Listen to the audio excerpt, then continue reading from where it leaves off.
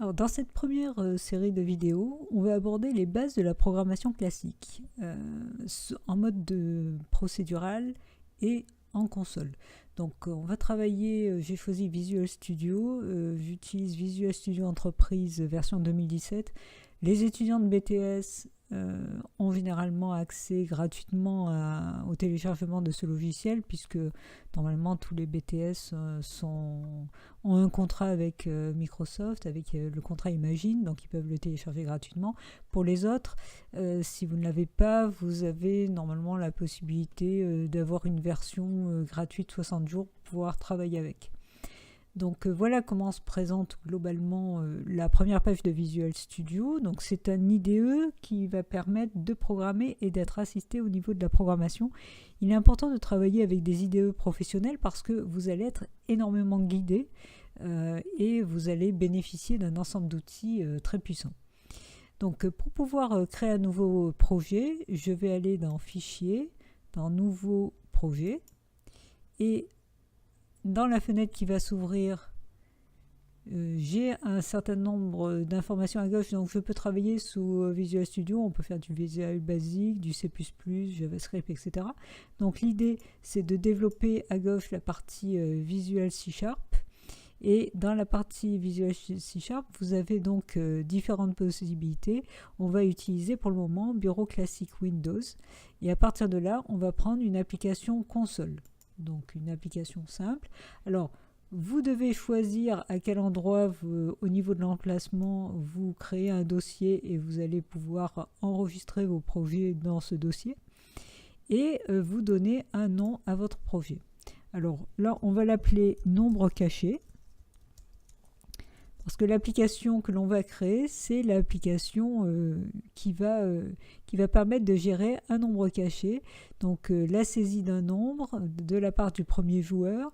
Le second joueur n'aura pas vu ce nombre et devra faire différents essais pour essayer de trouver ce nombre. Et on va compter, alors à chaque fois qu'il fait un essai, on va lui préciser si le nombre qu'il a saisi est trop petit ou trop grand. Et à la fin, on lui dira en combien de fois il a trouvé le nombre.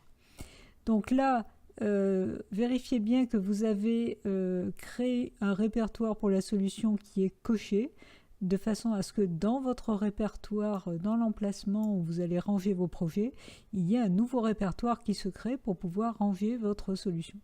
Donc là, il n'y a plus qu'à faire OK et le projet va se créer. Donc là, Visual Studio commence la création du projet. Va créer donc le dossier. Vous pourrez vérifier d'ailleurs sur votre disque que le dossier concerné est bien créé dans le dossier de projet que vous avez créé au préalable. Alors une fois que Visual Studio a fini la création de base du projet, il a déjà écrit un certain nombre de lignes de code dans un fichier qui s'appelle programme.cs, qui est le fichier principal de votre application. Vous voyez qu'il y a un deuxième onglet, explorateur de solutions, qui présente plus en détail l'ensemble des fichiers qui constituent une solution, c'est-à-dire en fait l'ensemble de votre projet. La solution contient actuellement un projet. Donc on va revenir sur l'onglet, pour le moment on va faire simple, on va travailler uniquement sur le fichier qui va contenir le programme. Alors comment fonctionne un programme? Eh bien tout simplement, l'ordinateur va exécuter pas à pas tout ce que vous lui demandez. Il va faire ni plus ni moins. Donc, c'est vous qui avez les commandes, en quelque sorte. C'est vous qui décidez ce que vous voulez faire. Alors, dans un programme simple, par exemple en mode console comme ici, tout le code va s'écrire entre ces deux accolades. Les accolades qui sont en ligne 12 et 13. C'est ici que vous allez écrire vos lignes de code qui vont donc s'exécuter au fur et à mesure de votre programme. Donc là, dans le programme, donc j'explique pas les autres lignes, on les verra étape par étape. En gros, je pense que vous voyez, on a en gros un programme général. On verra plus tard ce que c'est la classe. On a un espace de nom en fait qui contient en fait le nom du projet, le nombre caché, et puis on a des using qui vont en réalité nous permettre d'accéder à des fonctionnalités supplémentaires. Mais bon, tout ça, ce sera abordé en son temps. Donc là, on a ce qu'on appelle un main, c'est-à-dire une partie de programme, enfin c'est plus précisément c'est une procédure, mais on verra plus tard ce terme, dans lequel vous allez mettre vraiment le code que vous voulez exécuter. Alors, vous voyez, je mets le curseur juste après l'accolade et j'appuie sur la touche Entrée. Et regardez ce qui se passe, une ligne s'est ajoutée, mais le curseur s'est automatiquement déplacé. C'est ce qu'on appelle les indentations en programmation, c'est-à-dire qu'on fait en sorte que les informations soient écrites de façon décalée pour qu'on puisse plus facilement lire le code. C'est un peu comme la ponctuation dans un texte. Donc la première chose qu'on veut faire, c'est en quelque sorte, il faut que le premier joueur saisisse le tout premier nombre. Alors, une habitude à prendre dès que vous apprenez à coder, c'est de mettre ce qu'on appelle des commentaires dans le code. C'est-à-dire que vous avez le droit d'écrire du français dans votre code. Ce français ne sera pas traduit par l'ordinateur, c'est-à-dire que ça ne va pas exécuter, mais par contre, l'avantage, c'est que vous, quand vous relisez votre code, vous comprenez mieux ce que vous faites. Alors, beaucoup d'étudiants font l'erreur d'écrire tout le code de leur programme et d'écrire les commentaires après pour faire plaisir au prof. Le but, c'est pas de faire plaisir au prof, c'est de vous aider à vous. Donc, le commentaire va servir à plusieurs niveaux. D'abord, il va servir tout simplement quand vous allez relire votre code plus tard, vous le comprendrez plus facilement. Dans un premier temps, il vous sert même à réfléchir. C'est-à-dire que moi, je sais par exemple que je veux saisir le nombre à chercher. Je ne sais pas encore comment je dois le faire, mais je sais que je dois le faire. Donc j'écris « saisis un nombre à chercher ». Donc là, l'air de rien qu'en écrivant le commentaire, je réfléchis à comment je vais écrire le code pour pouvoir correspondre à ce commentaire. Alors, vous remarquez le commentaire, on le démarre avec un double slash, on verra d'autres écritures pour les commentaires, et il se met, dans l'IDE, il se met automatiquement en vert. Vous remarquez déjà qu'il y a plein de couleurs différentes. Les couleurs ont un sens au niveau de l'IDE, ça permet de repérer plus facilement les informations, alors que, évidemment, quand le programme s'exécute, l'ordinateur se moque des couleurs. C'est juste pour vous, pour que ce soit plus visuel. Donc maintenant que j'ai écrit saisis un nombre à chercher, je sais que je dois écrire le code qui correspond à ça. Donc, ce que j'aimerais, c'est afficher à l'écran un message pour l'utilisateur qui puisse savoir ce qu'il doit faire. Donc, un message du genre « Entrez le nombre à chercher ». Et pour écrire un message en C#, je dois utiliser la commande console. Alors, je reviens un peu en arrière. Remarquez comment j'ai écrit. J'ai écrit console. Dès que j'ai commencé à écrire, j'ai une fenêtre d'aide qui est apparue et qui m'affiche tout ce qui commence par les caractères que j'ai tapés. Donc ça, c'est une aide très très précieuse. Et vous remarquez que à côté du mot qui peut être concerné par ce que je veux, la commande qui est concernée, il me marque un certain nombre de choses. Alors vous ne savez pas encore ce que c'est, ni classe, ni système, mais vous voyez, représente le flux standard d'entrée, de sortie et d'erreur pour les applications console. Donc vous avez un certain nombre d'informations qui vous disent à quoi sert ce que vous allez utiliser. Alors, comment je sais que je dois utiliser console ? Vous inquiétez pas, on ne peut pas le deviner, ce genre de choses. Évidemment, vous allez voir par la suite qu'il y a un certain nombre de commandes qu'on finit par savoir par cœur, mais surtout, on va faire des recherches sur Internet. Si vous faites une recherche sur Internet et vous marquez C#, afficher une information, vous allez tomber sur console.write, tout simplement. On retrouve les informations facilement. Donc, le fait d'écrire write, alors j'ai deux possibilités, soit write, soit write line. En fait, le write permet d'écrire sans que le curseur aille ensuite à la ligne, alors que le write line va ensuite à la ligne. Alors moi, ce qui m'intéresse, c'est d'écrire juste un message où je veux que l'utilisateur puisse voir le message entrer le nombre à chercher. Donc j'écris clairement le message que je veux afficher. Voilà. Et là, donc, vous voyez, c'est en rouge. Pourquoi ? Parce que c'est entre guillemets, parce que c'est quelque chose qui va s'écrire texto à l'écran. On pourra directement voir cet affichage-là. Et là, je finis par un point virgule parce que c'est la syntaxe du C#. Chaque ligne de code, chaque commande doit se terminer par un point virgule. Donc, qu'est-ce qui va se passer quand l'ordinateur va tomber sur cette ligne ? Il va afficher à l'écran, en mode console, puisque là, pour le moment, on va démarrer juste sur des applications en mode console, entrer le nombre à chercher. Ensuite, qu'est-ce que je veux faire? Eh bien, je veux récupérer l'information, c'est-à-dire que je veux lire, récupérer ce que l'utilisateur va saisir. Et ça, la commande qui fait ça, c'est console.readline pour pouvoir lire une information, donc lit la ligne de caractères suivant du flux d'entrée standard.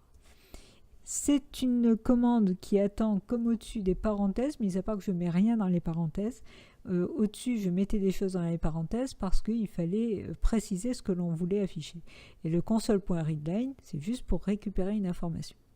Alors, dès que vous écrivez du code, prenez l'habitude d'enregistrer. Donc, soit vous faites fichier enregistrer tout simplement, soit ou enregistrer programme CS, soit vous voyez, vous avez le raccourci habituel CTRL-S. Donc, prenez l'habitude de faire CTRL-S au bout de 2-3 lignes de code écrites. C'est juste un réflexe à avoir. Eh bien, on va déjà s'arrêter là. L'air de rien, on a déjà écrit 2 lignes de code. On va voir ce que ça donne. Alors, pour exécuter le code, il suffit de cliquer ici sur démarrer, sur la flèche.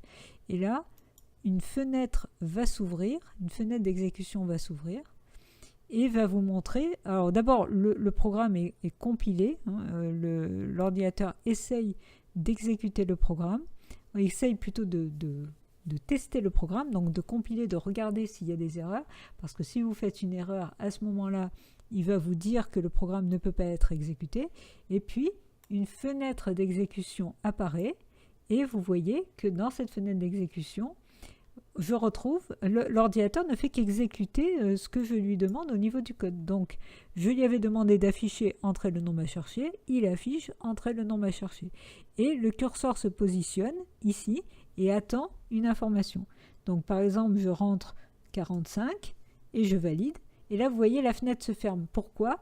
Parce qu'après le console readline, il n'y a aucune exécution, il n'y a aucune ligne qui doit s'exécuter.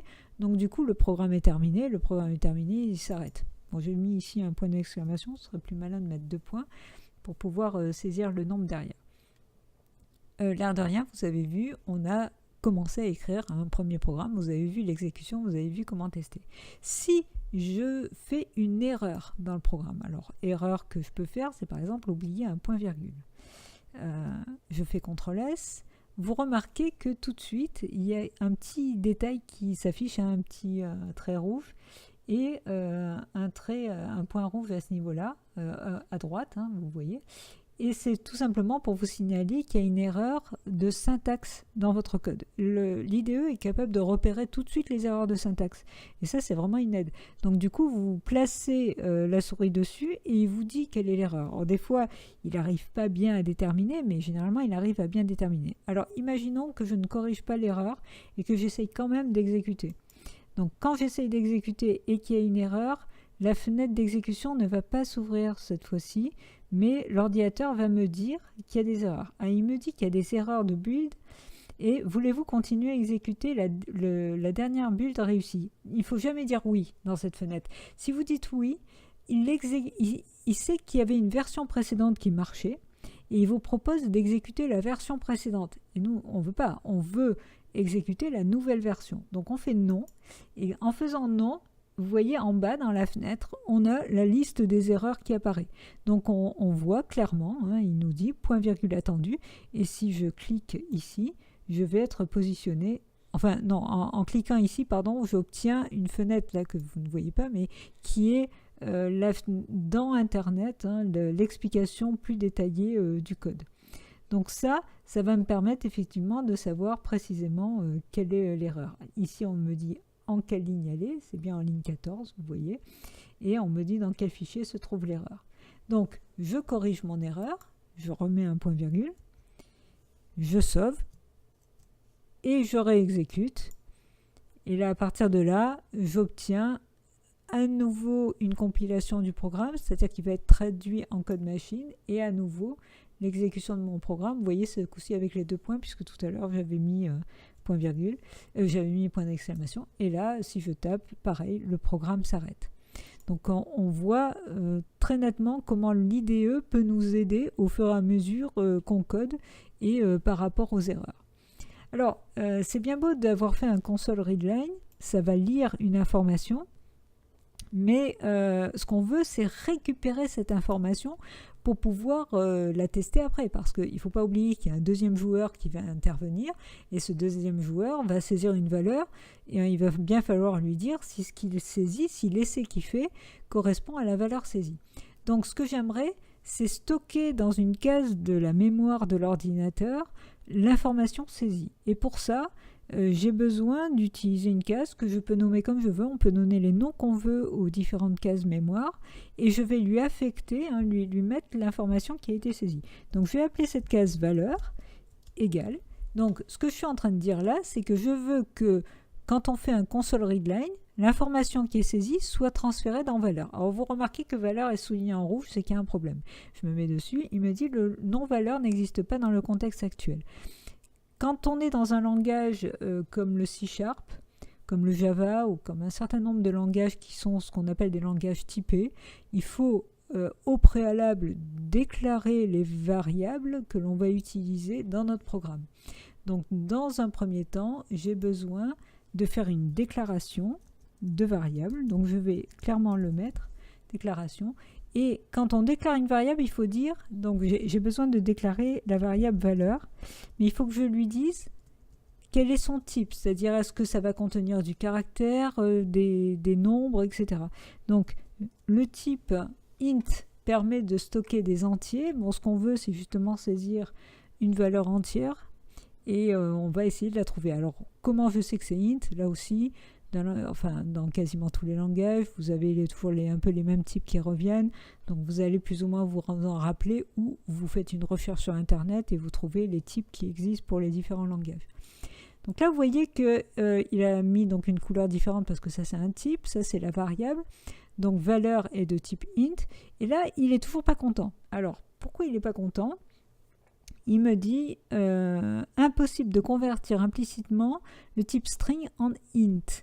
Alors pourquoi il fait ce genre d'erreur? Tout simplement parce que quand on saisit une information au clavier, l'ordinateur avec le readline ne fait pas la différence entre un nombre saisi, un texte saisi. Donc il considère que c'est du type texte. String c'est le type texte en C# et dans quasiment tous les langages. Donc il faut d'abord, une fois qu'on a saisi cette valeur, il faut le transformer en int de façon à ce que ça puisse être récupéré dans valeur.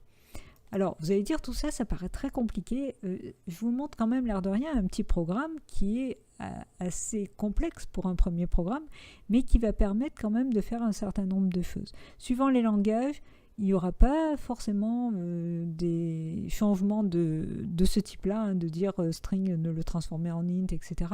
Mais là, on est dans un langage précis, le C#, donc il faut effectivement respecter les règles du C#.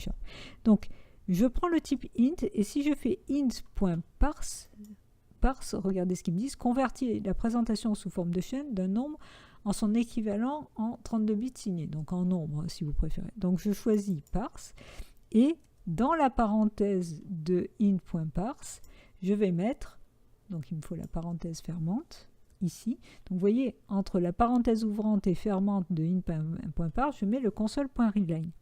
Donc qu'est-ce qui va se passer à ce niveau-là? Eh bien, l'information que je vais saisir au clavier avec console.readline va être transformée en un nombre entier et va être transférée dans valeur. Donc, je vais maintenant essayer de refaire la saisie. Alors, vous n'allez pas voir grand-chose de différent, tout simplement parce qu'après, il ne se passe rien dans le programme. Mais je vais quand même essayer d'exécuter. Donc là, la fenêtre s'ouvre, le message va s'afficher. Et je vais saisir par exemple 48 et la fenêtre se ferme, c'est normal, c'est terminé, il n'y a rien d'autre. Mais il n'empêche qu'on a fait un progrès par rapport à tout à l'heure, c'est qu'on a récupéré l'information dans valeur. Alors, imaginons que je lance le programme et que cette fois, au lieu de taper un entier, je tape des caractères. Donc je tape par exemple A et je valide. Alors vous allez voir ce qui se passe, le programme fait une erreur cette fois-ci d'exécution. Tout à l'heure on a vu ce que c'était qu'une erreur de compilation, une erreur syntaxique où il nous soulignait en rouge le fait qu'il manquait par exemple le point virgule et il n'exécutait même pas le programme. Le deuxième type d'erreur qui est possible, c'est ce qu'on appelle les erreurs d'exécution, c'est-à-dire que le programme se compile bien, il n'y a pas d'erreur de syntaxe, il s'exécute, mais par contre, au moment de l'exécution, eh bien, il peut y avoir un problème. Et là, c'est le cas. Il nous dit le format de la chaîne d'entrée est incorrect. Alors, effectivement, j'ai un console.readline qui a lu le caractère A, et j'essaye de le transformer en entier. Or, A ne peut pas se transformer en entier, donc il provoque une erreur. Donc vous voyez que le logiciel est capable de vous montrer deux types d'erreurs différents et ça peut être effectivement bien pratique pour vous aider au fur et à mesure de l'exécution. Alors, je vais arrêter l'exécution. Vous voyez là-haut, j'ai un arrêt qui me permet de tout stopper malgré l'erreur et de revenir à l'état d'origine. À partir de là, alors en réalité, le fait d'éviter cette erreur, c'est quand même assez complexe et je n'ai pas envie de l'aborder tout de suite. C'est-à-dire qu'on verra plus tard qu'il y a plusieurs lignes de code à rajouter pour éviter ce genre d'erreur. Donc pour le moment, on va se contenter de faire ce qu'il ne faut jamais faire, c'est-à-dire faire confiance à l'utilisateur et partir du principe qu'il va bien taper un nombre et qu'il ne va pas taper une lettre. On verra par la suite qu'il ne faut jamais faire confiance à l'utilisateur et qu'il faut toujours mettre tous les garde-fous nécessaires de façon à ce que le programme marche tout le temps, qu'il n'y ait jamais aucun problème. Alors maintenant que le premier joueur a saisi son nombre, l'idée c'est d'effacer l'écran pour que le deuxième joueur intervienne. Alors pour effacer l'écran, c'est la commande console.clear en C#, donc clear, voilà, il est là. Et vous voyez d'ailleurs en commentaire, efface la mémoire tampon de la fenêtre correspondante de la console contenant les informations d'affichage. Bon, efface l'écran quoi, si vous préférez. Donc là, avec les deux parenthèses sans rien mettre dedans. Et là, voilà, l'écran est effacé. Alors, je ne vais pas réexécuter parce que vous ne verrez pas la différence puisque de toute façon, après avoir effacé l'écran, eh bien, tout simplement, le programme va s'arrêter puisqu'il ne fait rien d'autre. Alors maintenant, on va passer au deuxième joueur. Alors, que doit faire le deuxième joueur? Il doit saisir un premier essai pour tenter de trouver le nombre. Eh bien, donc, c'est ce que je vais faire. Je veux saisir un premier essai. Saisis premier essai. Vous remarquez que je commence tout de suite par le commentaire.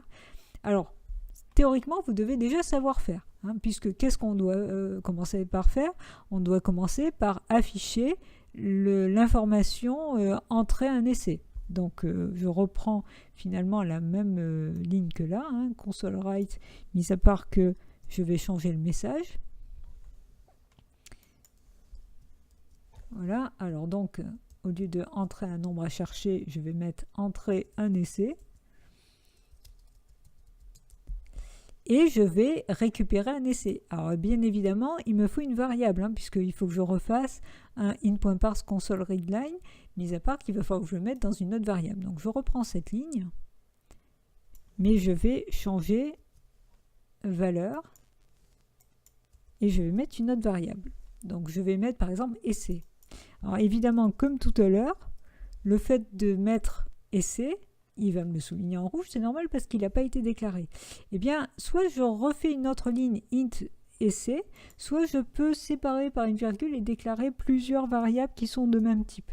Donc essai étant de type int comme valeur, je mets int valeur virgule essai. Et voilà, là j'ai saisi un premier essai. Donc je peux même m'amuser tout de suite à vérifier si ça marche. Et je vous conseille régulièrement, quand vous écrivez du code, de tester si votre code fonctionne au fur et à mesure.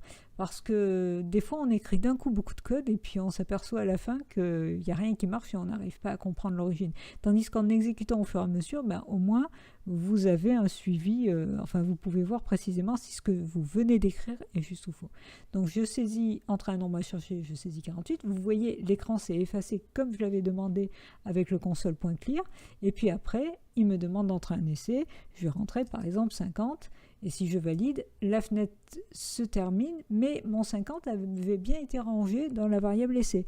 C'est juste que le programme est terminé, donc forcément, ça s'arrête. Alors, maintenant que j'ai saisi un essai, qu'est-ce que je dois faire? Il faut que je teste l'essai par rapport à la valeur à chercher. Il faut que je regarde, parce que l'idée, c'est d'afficher soit trop grand, soit trop petit. Donc, il faut que je fasse un test essai par rapport à valeur. À chercher. Donc là encore une fois, le fait de mettre le commentaire, ça me permet de bien déterminer ce que je dois faire au niveau du code. À partir de là, on va voir une nouvelle instruction en programmation, c'est le test.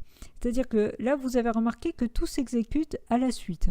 Il a déclaré, ensuite il affiche un message, il saisit une valeur, il efface l'écran, il affiche un nouveau message, il saisit une nouvelle valeur. Maintenant, ce que je veux faire, c'est tester essai par rapport à valeur. Donc, je suis obligé de regarder avec un if et de comparer essai par rapport à valeur. Donc, si essai est par exemple plus grand que valeur, donc le test se fait avec un if et en mettant entre parenthèses les conditions, la condition à vérifier. Et là, vous aviez remarqué qu'il y avait des accolades. À chaque fois, on a des accolades ouvrantes et fermantes. Eh bien, c'est pareil, dès qu'on a un bloc d'instructions ou qu'on a des instructions qui doivent se faire sous condition, ou dans une boucle, il va falloir mettre des accolades. Donc j'ai mis une accolade ouvrante et fermante. Alors je le refais parce que, je ne sais pas si vous avez bien suivi, j'ai mis une accolade ouvrante, il m'a mis automatiquement l'accolade fermante parce qu'il comprend, l'IDE, que si je veux démarrer une accolade, c'est qu'à un moment donné, elle va se fermer. Et à partir de là, j'ai juste validé. Et en validant, il m'a géré ce qu'on appelle les indentations, c'est-à-dire les décalages corrects du code. C'est-à-dire qu'en C#, l'accolade ouvrante se met en dessous de la première lettre de l'instruction concernée et l'accolade fermante se met sur la même colonne. Et à l'intérieur, on décale. C'est-à-dire que tout ce qui est décalé à l'intérieur, tout ce qui est indenté, permet... Enfin, visuellement, on voit bien que ça concerne la condition, c'est-à-dire que ça va s'exécuter que si essai est supérieur à valeur. Donc les IDE vous aident à indenter correctement. Si vous travaillez sans IDE, il faut par vous-même faire de bonnes indentations. Parfois, quand on fait des modifications dans un code existant, on casse les indentations. Alors imaginons que je fasse genre, je mette des espaces là. Vous voyez, là, c'est plus bon, c'est pas bien indenté. Si vous êtes perdu au bout d'un moment, il y a un moyen très simple. Vous prenez la dernière accolade de votre code, vous la supprimez et vous la remettez en place. Et en la remettant, s'il veut bien, attendez, voilà. Vous voyez ce qu'il a fait? Il a réindenté tout le contenu automatiquement. Donc ça peut être bien pratique pour bien gérer les indentations. Alors si essai est supérieur à valeur, ça veut dire que ma valeur que je viens de saisir est trop grande. Eh bien je vais l'afficher. Je vais faire un console.write et dans l'affichage, je vais juste préciser que c'est trop grand. Donc je vais mettre un message du genre trop grand. Voilà. Donc là, une fois ce message fait, donc je sais qu'il va s'afficher que si la valeur est trop grande. Mais dans le cas inverse, je veux afficher que c'est trop petit. Alors comment je gère le cas inverse? En mettant un else. Ça veut dire que sinon, si je ne suis pas dans la condition et c'est supérieur à valeur, à ce moment-là, je peux faire d'autres instructions. Donc je rajoute à nouveau des accolades. Et vous remarquez qu'il a indenté, alors en C#, il met le else en dessous aligné sous l'accolade. Et là, si je valide, il va me remettre correctement les deux accolades du else. Donc là, je vais faire l'autre console.write où cette fois-ci, je vais mettre trop petit. Donc là, je me mets ici et je mets, au lieu de mettre trop grand, je mets trop petit. Voilà, donc on a vu l'instruction qui permet d'exécuter du code sous condition. Et ça peut être très sympathique parce que, effectivement, parfois, on veut tester et exécuter sous condition. Alors, je vais exprès rajouter un console.readline tout simple et je vous conseille à chaque fois d'en ajouter un à la fin de vos programmes. Pourquoi? Parce que si je ne l'ajoute pas, on n'aura pas le temps de voir le message trop grand ou trop petit. C'est-à-dire qu'il va s'afficher et le programme va se fermer et disparaître automatiquement. Alors qu'avec le console.readline, il va attendre quand même que je saisisse n'importe quoi, mais au moins que je fasse une saisie avant de fermer la fenêtre. D'où le fait que c'est intéressant de mettre ça toujours en fin de programme pour pouvoir tester vos programmes. Alors maintenant, on va CTRL S, on va pouvoir tester le programme et ça va nous donner déjà un premier affichage d'essai. Donc je lance la fenêtre d'exécution il va me demander un premier nombre, donc je tape par exemple 47. Puis l'écran s'efface, le deuxième joueur se présente, entre un essai, imaginons que je tape 50, et il m'affiche trop grand. Donc vous voyez, ça correspond bien effectivement à ce que j'avais demandé. Alors ce que j'aimerais, c'est quand même que ce trop grand s'affiche à la suite, quoique non, c'est pas la peine, non, c'est bien comme ça. Donc j'affiche trop grand. Alors par contre, oui, le curseur se place juste après, il faudra plutôt qu'il se place en dessous, donc ça je vais faire aussi la modification. Par contre, si je tape n'importe quoi et que je valide, la fenêtre se ferme. Vous avez bien compris que l'idée c'est quand même de continuer le jeu. Alors je vais quand même faire la petite modification dont je vous ai parlé, c'est-à-dire que je veux que le curseur se mette en dessous. Donc au lieu d'un right, je vais faire un right line à ce niveau-là. Hop, et ici aussi. Voilà. Donc là, après cet essai, eh bien, je veux effectivement que ça le fasse plusieurs fois. Donc, et vous vous doutez bien qu'on ne va pas continuer à faire des si, c'est-à-dire si c'est trop petit, si c'est trop grand, on refait une saisie à l'intérieur du if. Non, on ne sait pas en combien de fois il va trouver. Donc, il faut le faire un certain nombre de fois. Et pour ça, il faut ce qu'on appelle boucler sur cette saisie. Donc, ou boucler sur les essais. Alors, la boucle sur les essais va se faire, a priori, on a envie de la faire ici. C'est-à-dire qu'on saisit un essai. Donc, c'est plus un premier essai, c'est un essai tout court. Et puis, on va regarder s'il est trop petit ou trop grand. Donc, c'est ici que je vais rajouter la boucle sur les essais. Et comment, donc là on va voir une nouvelle instruction que vous ne connaissez pas encore, c'est le while qui permet donc de boucler, de faire plusieurs fois la même chose. Alors je veux boucler tant que quoi? Parce que while c'est tant que, donc tant que je n'ai pas trouvé le nombre. Donc tant que essai est différent de valeur. Le différent en C# se marque point d'exclamation égal pour faire différent. Donc là, tant que essai est différent de valeur, alors vous doutez bien que j'ai encore une fois l'accolade qui va ouvrir. Alors vous voyez, il me met l'accolade fermante juste après. Elle ne m'intéresse pas ici. C'est pas ici qu'elle doit se fermer. Moi, je veux qu'elle se ferme après le test. Donc ici. Donc là, à l'endroit où il y a mon curseur, je vais rajouter une accolade et vous doutez bien qu'il va refaire, vous voyez, toutes les indentations correctement. Donc là, effectivement, c'est intéressant le côté de l'IDE qui va vous aider à ce niveau-là, à faire les indentations. Alors, qu'est-ce qui se passe? Il se passe qu'il me dit que essai, enfin, vous voyez là, le essai est souligné. Et il me dit utilisation d'une variable locale non assignée essai. Alors, ça veut dire quoi? Ça veut dire que il me dit que je cherche à faire un test sur essai alors que essai, a priori, il contient encore rien. Et c'est pas faux. C'est pas faux parce que essai, je le saisis ici. Donc, je peux pas. Alors, je pourrais lui affecter une valeur quelconque, mais avant le while, de façon à ce que ça rentre quand même dans la boucle. Parce que si jamais essai est égal à valeur dès le début, il va sortir directement de la boucle. Je pourrais le faire, mais je ne vois pas l'intérêt. Autant faire une première saisie, et si essai est égal à valeur dès le début, on ne boucle même pas, on dit bravo, vous avez trouvé. Mais par contre, si c'est différent, à ce moment-là, on va tester et on va saisir un deuxième essai et un troisième, etc. Et on va continuer à boucler. Donc c'est plus logique de faire comme ça. Et de toute façon, de la façon dont on a fait là, c'est pas très logique. Pourquoi? Parce que une fois que vous avez saisi un essai, si essai est supérieur à valeur, il va vous dire trop grand. Mais dans tous les autres cas, il vous dit trop petit. C'est-à-dire qu'il va vous dire trop petit même si essai est égal à valeur. Or, le but, c'est que si essai est égal à valeur, on finit le programme, on sort.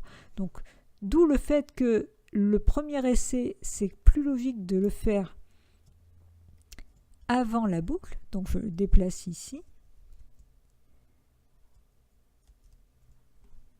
Voilà. Donc là, j'ai bien entré un essai avant la boucle. Puis, vous voyez que essai n'est plus souligné, il n'y a plus de problème sur le fait que je n'avais pas rempli essai avant la boucle. Et bien évidemment, dans la boucle, une fois que j'ai saisi un essai, s'il est différent de valeur, eh bien à ce moment-là, il va être testé avec valeur. S'il est supérieur à valeur, je mets trop grand.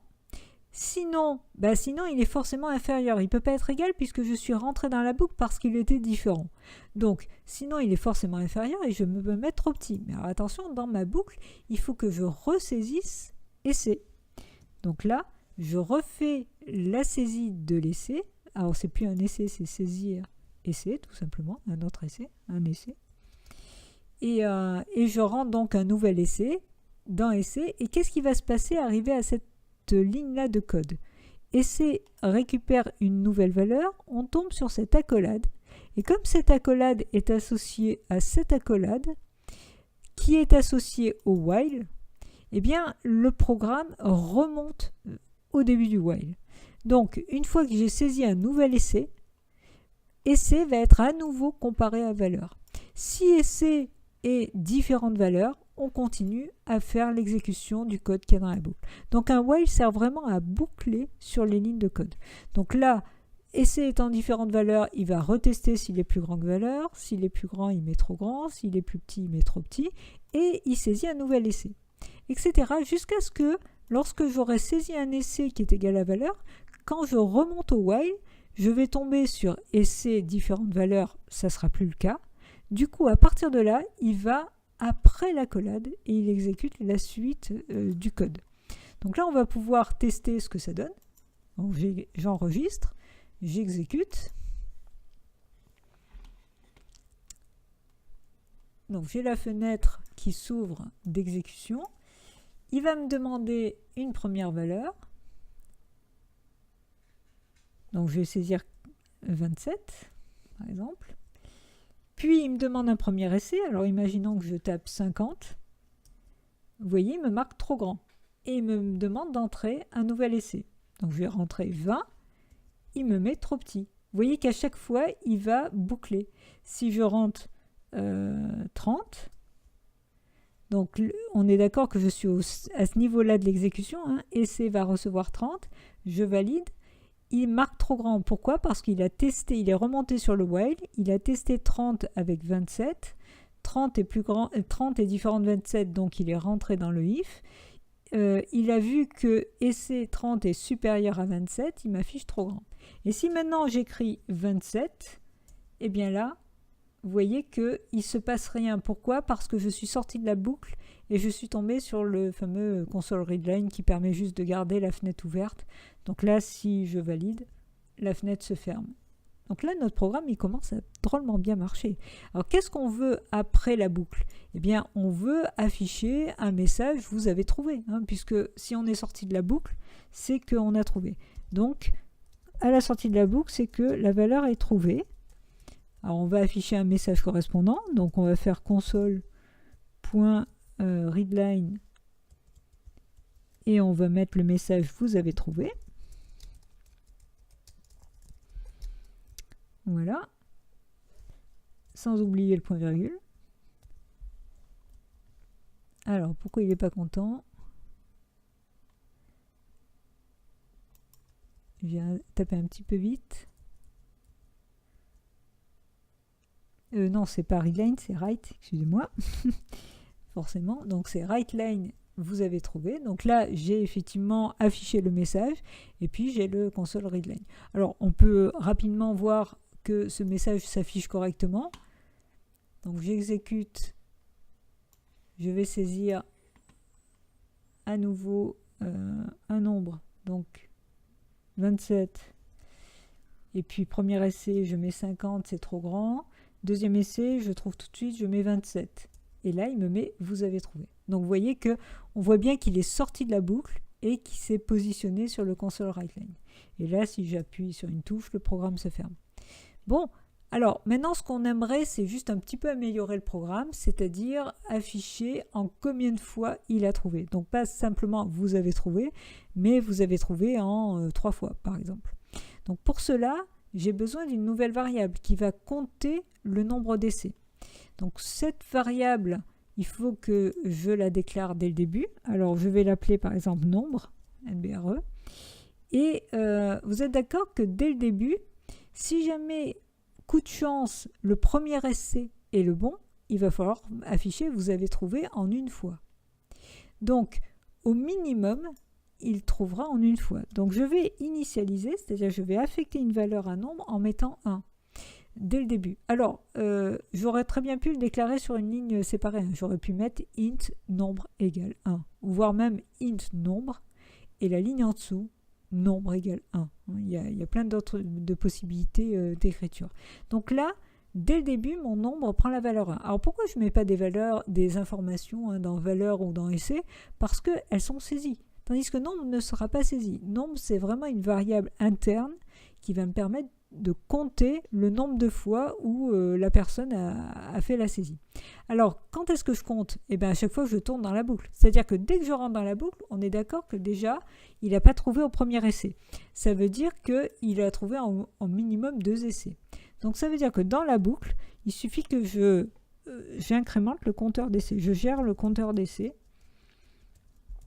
Donc, je vais mettre compteur d'essai et dans nombre, alors je pourrais écrire nombre égale ce qu'il contient déjà, plus 1. Alors, qu'est-ce que ça fait ça? Ça veut dire que nombre, il a 1 au départ.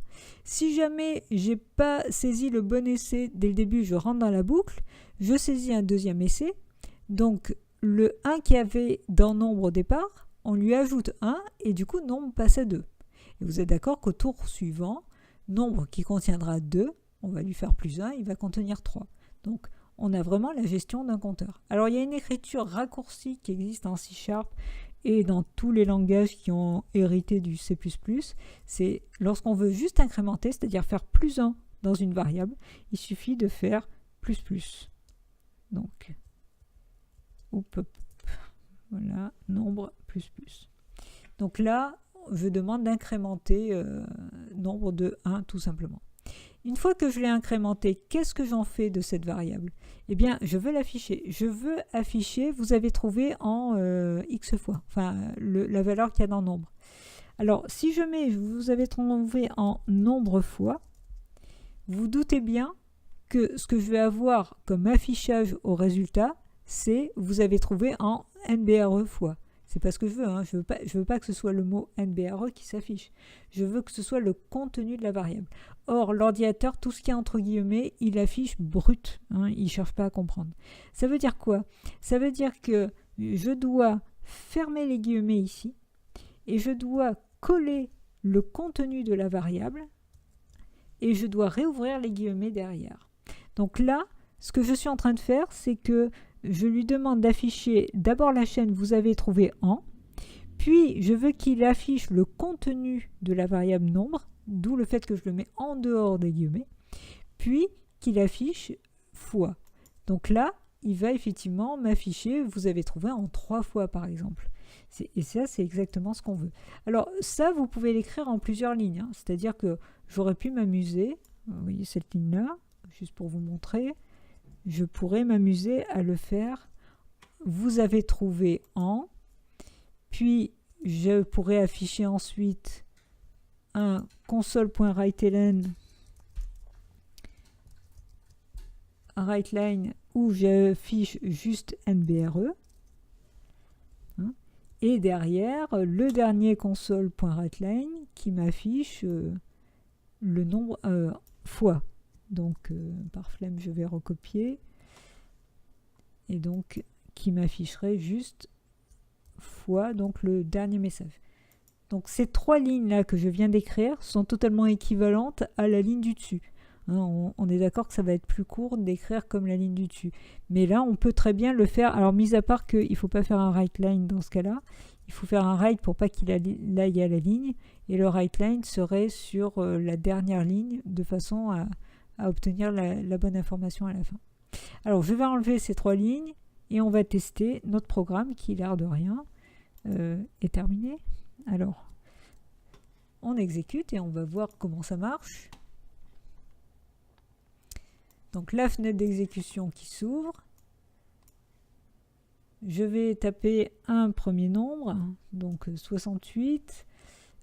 Entre un essai, je vais taper 50. Trop petit, je vais taper 70, trop grand, je vais taper 65, trop petit, et je vais taper 68, et là il me dit, vous avez trouvé en 4 fois. Et effectivement, vous voyez, j'ai mis 4 essais pour pouvoir trouver l'information. Donc ça marche bien. Je ferme l'exécution. On finit en faisant un petit peu de nettoyage sur le programme. Regardez tout en haut, vous avez les fameux using. Et les using, c'est tout simplement les différentes bibliothèques qui vous ont permis d'accéder à certaines choses bien utiles. Par exemple, le console se trouve dans la bibliothèque système. D'ailleurs, on le voit quand on se met sur console, vous voyez, il y a marqué classe système.console. Il se trouve dans la bibliothèque système et c'est grâce à cette bibliothèque que vous avez pu faire des console.write et des console.read. Tout le reste, les using qui met par défaut parce que généralement, enfin assez souvent on en a besoin, eh bien on ne les a pas utilisés et du coup il vous les met en gris. Dès que vous avez des using en gris, ça veut dire que vous ne les avez pas utilisés et que vous n'en avez pas besoin. Donc c'est pas la peine de les laisser dans le code, il suffit de les supprimer, tout simplement. Vous n'en aurez pas besoin. Et enfin une dernière chose, normalement, comme les commentaires qu'on a mis là tout le long dans le programme et qui permettent de rendre le programme plus clair, on commence normalement un programme par ce qu'on appelle un cartouche. C'est un commentaire un peu spécial, donc on met un slash étoile étoile et on valide. Et là, vous voyez, il y a déjà une nouvelle étoile qui est apparue. Alors tout le reste est en vert, comme si c'était du commentaire, vous inquiétez pas, ça va réapparaître. Mais généralement, on met un titre, on dit ce que fait le programme. Donc par exemple, là, c'est le jeu du nombre caché. Vous verrez plus tard que ce genre de commentaire slash étoile étoile n'est pas anodin. C'est-à-dire que c'est comme ça que les documentations techniques se génèrent automatiquement. Ensuite, généralement, on précise l'auteur. Donc là, par exemple, voilà. Et puis, généralement, on précise la date de création. Donc ici, on est le 20 septembre 2017. Et on finit par un slash. Mais attention, le slash doit être collé à l'étoile. Donc je fais un retour arrière pour me mettre juste contre l'étoile. Et je mets un slash. Et là, vous remarquez que tout le reste est redevenu dans les couleurs d'origine comme on avait au départ. Donc CTRL-S pour sauver. Donc là, j'ai le cartouche. J'ai uniquement le using dont j'ai besoin. Et mon programme qui est bien commenté, bien indenté. Et on voit clairement ce qu'il fait. On a nos déclarations, on saisit le premier nombre. Vous voyez, j'ai même plus besoin de lire le code pour savoir ce que fait le programme. J'ai les commentaires qui le disent. Puis on saisit un premier essai, on boucle sur les essais, on teste par rapport à la valeur à chercher, pour afficher trop grand et trop petit. Puis ensuite, on saisit une nouvelle valeur. Et puis on compte le nombre d'essais et à la fin, on affiche la valeur trouvée. On affiche qu'il y a une valeur qui a été trouvée, tout simplement. Vous avez terminé votre premier programme et l'air de rien, vous avez vu les structures les plus importantes du mode console. Vous avez vu la saisie, vous avez vu l'affichage, vous avez vu la boucle et vous avez vu les tests. Donc on verra par la suite d'autres programmes pour pouvoir mettre en pratique toutes ces notions qui viennent d'être vues.